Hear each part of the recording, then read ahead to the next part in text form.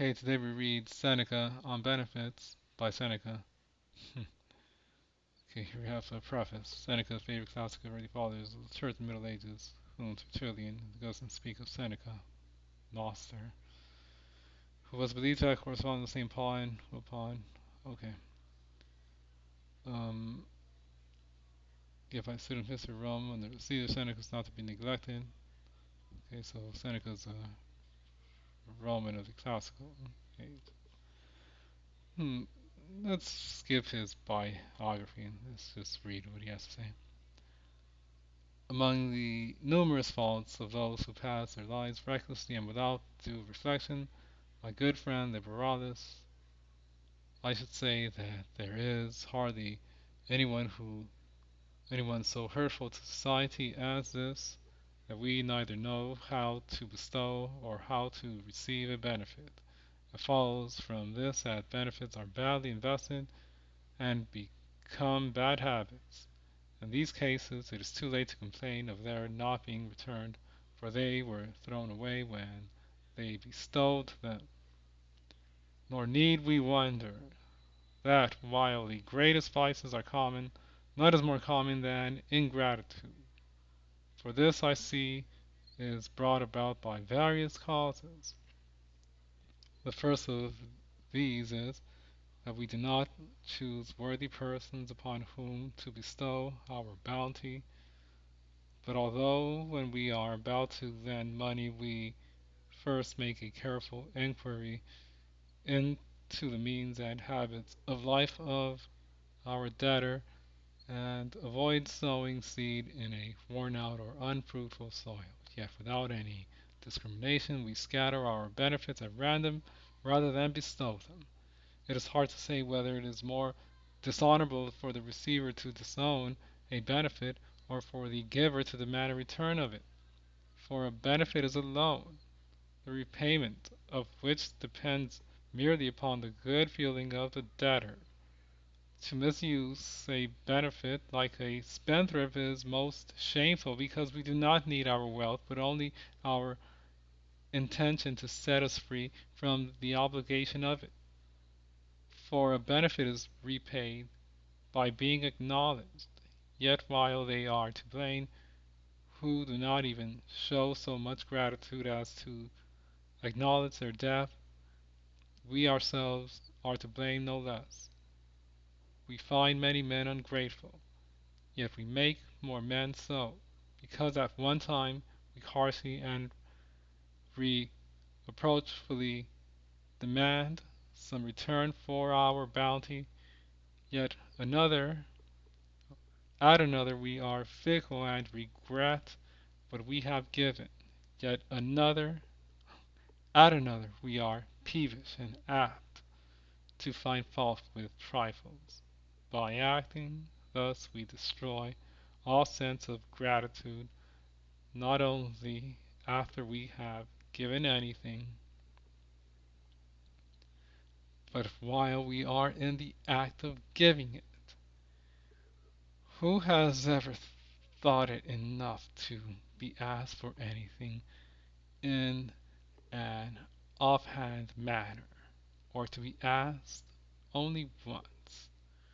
Who, when he suspected that he was going to be asked for anything, has not frowned, turned away his face, pretended to be busy, or purposely talked without ceasing, in order not to give his suitor a chance of preferring his request, and avoided by various tricks having to help his friend in his pressing need, and when driven into a corner, has not either put the matter off, that is, given a cowardly refusal, or promised his help ungraciously with a wry face and with unkind words, of which he seemed to grudge the utterance.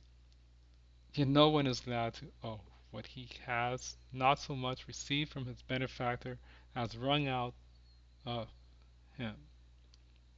Who can be ungrateful for what has been disdainfully flung to him, or angrily cast at him, or have given him out of weariness to avoid further trouble.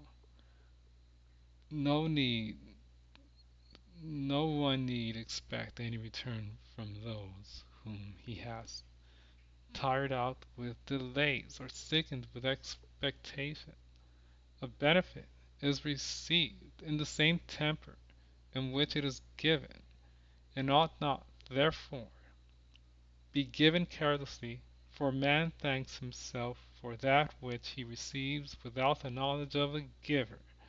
Neither ought we to give after long delay, because in all good offices the will of the giver counts for much, and he who gives tardily must long have been unwilling to give at all. So we continue reading. Yes. Nor assuredly ought we to give in offensive manner, because human nature is so constituted that insults sink deeper than kindness. The remembrance of the latter soon passes away, while that of the former is treasured in the memory. So what can a man expect who insults while he obliges? All the gratitude which he deserves is to be forgiven for helping us. On the other hand, the number of the ungrateful ought not to deter us from earning men's gratitude. For in the first place, their number is increased by our own acts. Secondly, the sacrilege and indifference to religion of some men does not prevent even the immortal gods from continuing to shower their benefit upon us, for they act according to their divine nature, and help all alike among even those who are ill, who so ill appreciate their bounty. Let us take them for our guides as far as the weakness of our mortal nature permits. Let us bestow benefits, not put them out at interest. The man who, while he gives, thinks of what he will get in return, deserves to be deceived. But what if the benefit turns out ill?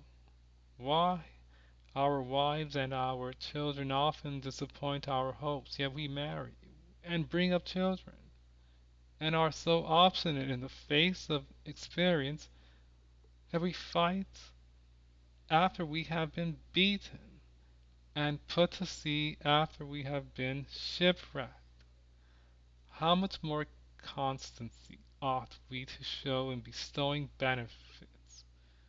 If man does not bestow benefits because he has not received any, he must have bestowed them in order to receive them in return, and he justifies ingratitude, whose disgrace lies not in returning benefits when able to do so. Yet nature is ever renewing our race, and even suffers men to live who wish that they had never lived. It is the property of a great and good mind to covet not the fruit of good deeds, but the good deeds themselves, and to seek for a good man even after having met with bad men. If there were no rogues, what glory would there be in doing good to many? As it is, virtue consists in bestowing benefits for which we are not certain of meeting with any return, but whose fruit is at once enjoyed by noble minds. So little influence ought this have in restraining us from doing good actions, that even though I were denied the hope of meeting with a grateful man, yet the fear of not having any benefits returned would not prevent my bestowing them, because he does not give He who does not give forestalls the vice of him who is ungrateful.